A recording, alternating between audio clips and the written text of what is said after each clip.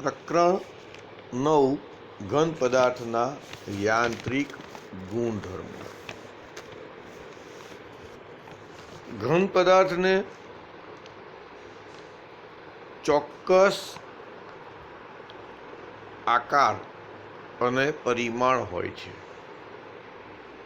હવે આ ઘન પદાર્થના આકાર કે પરિમાણમાં ફેરફાર કરવા અથવા તો એને વિરૂપિત કરવા બળની જરૂર પડે. વિરૂપણ કરવું એટલે આકારમાં, કદમાં, પરિમાણમાં ફેરફાર કરવો એને વિરૂપણ જ કહેવાય.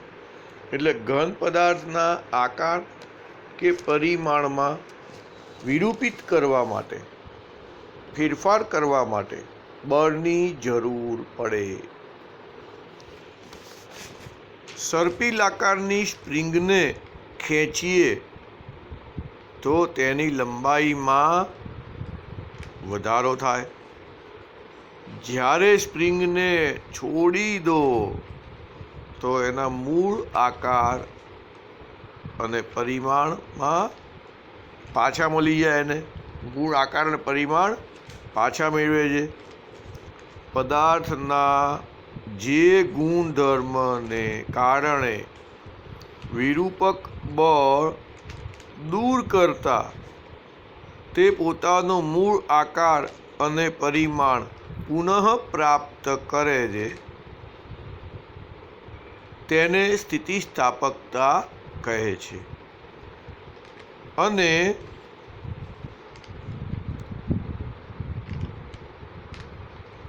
ઉત્પન્ન થતા વિરૂપણને સ્થિતિસ્થાપક વિરૂપણ કહે છે. એટલે પદાર્થને ખેંચો, સ્પ્રિંગને ખેંચો એટલે એની લંબાઈમાં વધારો થાય. હવે જો સ્પ્રિંગને છોડી દો તમે અને પાછી પોતાની મૂળ સ્થિતિમાં આવી જાય તો એને સ્થિતિસ્થાપક પદાર્થ કહેવાય. એટલે સ્થિતિસ્થાપકતા કહેવાય. અને એ વખતે જે વિરૂપણ ઉત્પન્ન થયું હતું વિરૂપણ, લંબાઈ વધી હતી, એને સ્થિતિસ્થાપક વિરૂપણ કહેવાય. પણ લુગદી લઈએ, લુગદી તમે જોયું આપણે આ દોરી રંગવાવાળા લુગદી બનાવીને એ લુગદીથી દોરી રંગતા હોય છે. ઉત્તરાયણ વખતે કાદવ હોય, એનું કાદવનું ગોળ પેલું બનાવી દઈએ આપણે. એકબીજાને આપણે કાદવથી રમતા હતા ત્યારે નાના, ત્યારે કાદવનું પિંડ બનાવી દઈએ અને એના ઉપર બળ લાગુ પાડો તો એમાં પોતાનો પ્રારંભિક આકાર પાછો મેળવવાની વૃત્તિ હોતી નથી. એ તૂટી જાય, ભૂકો થઈ જાય. લુગદી હોય એને તોડી નાખો, ભૂકો થઈ જાય, પાછી લુગદી બનશે નહીં બને. એટલે કાયમ માટે વિરૂપિત થઈ જાય. અને એ જે પદાર્થ કાયમ માટે વિરૂપિત થઈ જાય એ પદાર્થને પ્લાસ્ટિક કહેવામાં આવે. એને પ્લાસ્ટિક કહેવામાં આવે. અને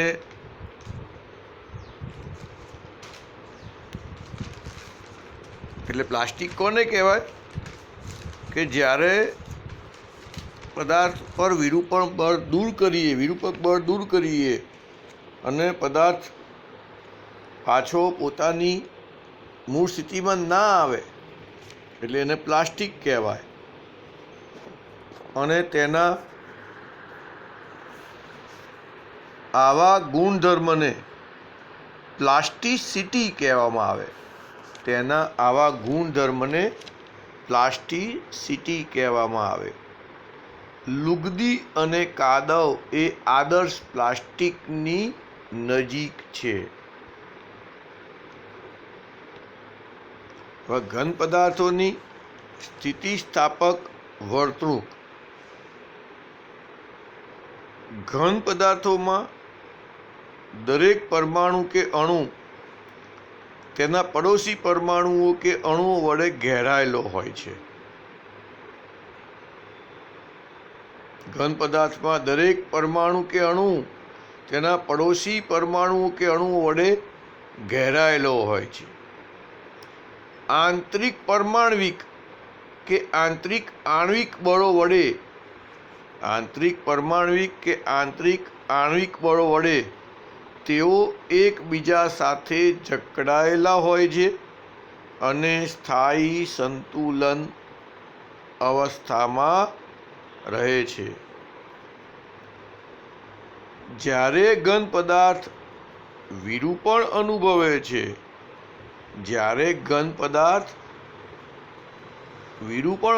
છે, ત્યારે પરમાણુઓ કે અણુઓ તેમના સંતુલન સ્થાનથી સ્થાનાંતરિત થાય છે અને પરિણામે આંતરપરમાણુવીય અંતરમાં ફેરફાર થાય. વિરૂપણ થાય એટલે શું થાય? તો કે વિરૂપણ અનુભવે, અને વિરૂપણ અનુભવે ત્યારે પરમાણુઓ કે અણુઓ તેમના સંતુલન સ્થાનથી સ્થાનાંતરિત થઈ જાય અને પરિણામે આંતરપરમાણુવીય અંતરોમાં ફેરફાર થાય. જ્યારે વિરૂપક બળ દૂર કરવામાં આવે ત્યારે આંતરપરમાણુવીય બળો તેમને મૂળ સ્થાને લઈ જાય અને ઘન પદાર્થ પાછો પોતાનો મૂળ આકાર અને પરિણામ પુનઃ પ્રાપ્ત કરે.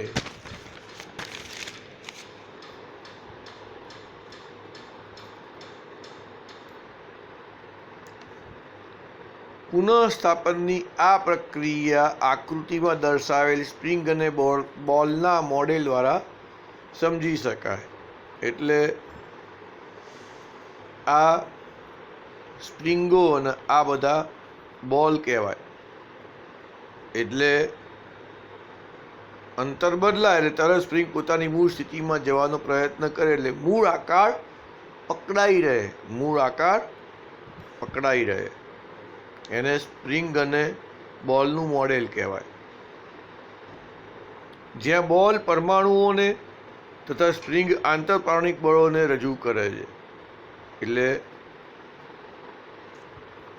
આ જે સ્પ્રિંગ છે એ સ્પ્રિંગ આંતરાણિક અંતર કહેવાય અને આ બોલ છે એ પરમાણુઓ કહેવાય.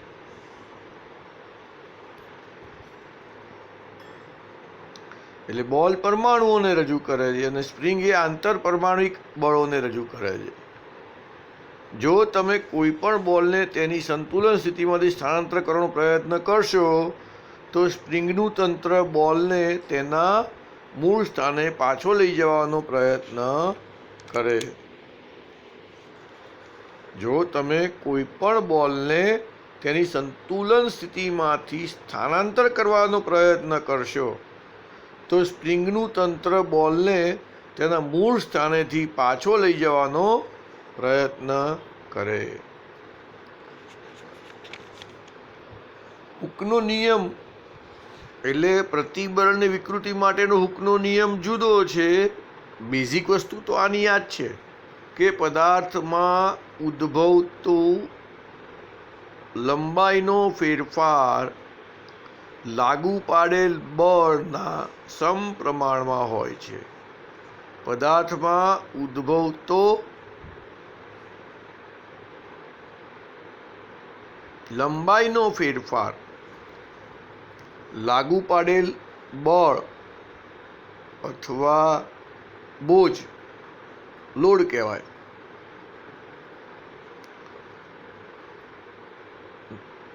ના સમપ્રમાણમાં હોય છે અને હૂકનો નિયમ તરીકે ઓળખાય. હવે આપણે જઈએ પાઠમાં વારંવાર પૂછાતો આ જે સવાલ છે પ્રતિબળ અને વિકૃતિ વિશે. જ્યારે પદાર્થ ઉપર એવી રીતે બળ લગાડવામાં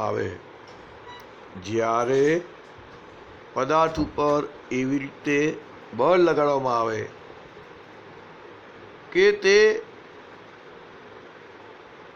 આજે વાત કરીએ ગતિની દ્રષ્ટિએ વાત કરીએ તે સ્થાયી સંતુલનમાં રહે તો ઓછા વધતા પ્રમાણમાં વિરૂપણ પામે છે.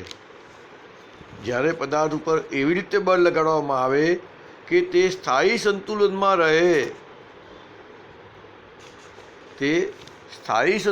રહે તો તે ઓછા વત્તા પ્રમાણમાં વિરૂપણ પામે છે, જેનો આધાર પદાર્થના દ્રવ્યની પ્રકૃતિ તથા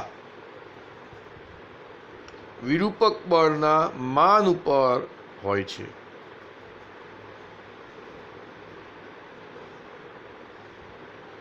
શું કહે છે કે પદાર્થ ઉપર એવી રીતે બળ લગાડવામાં આવે કે સ્થાયી સંતુલનમાં રહે તો તે ઓછા વત્તા પ્રમાણમાં વિરૂપણ તો પામે જ, અને એ વિરૂપણનો આધાર કોની ઉપર હોય?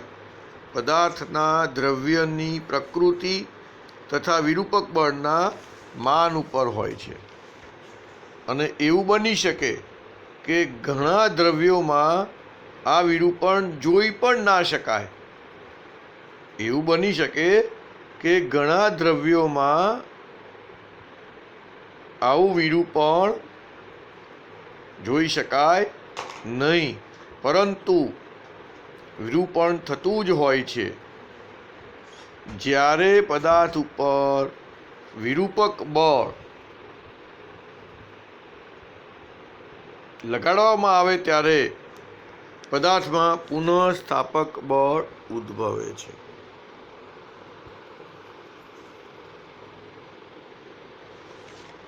જ્યારે પદાર્થ ઉપર વિરૂપક બળ લગાડવામાં આવે ત્યારે પદાર્થમાં પુનઃસ્થાપક બળ ઉદ્ભવે છે.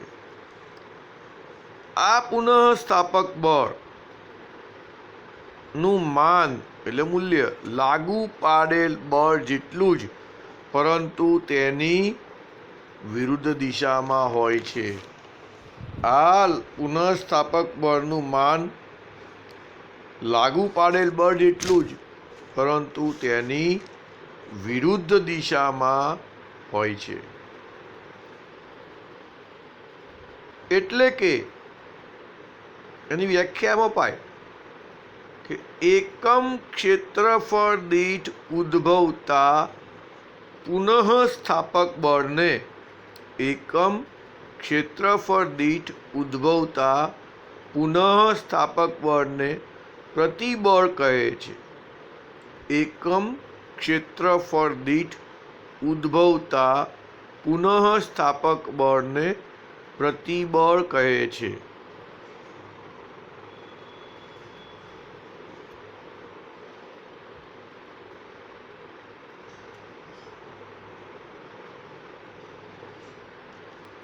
પદાર્થનો એ આડછેદના ક્ષેત્રફળને લંબ દિશામાં લાગુ પાડેલ બળ F હોય તો પ્રતિબળનું માન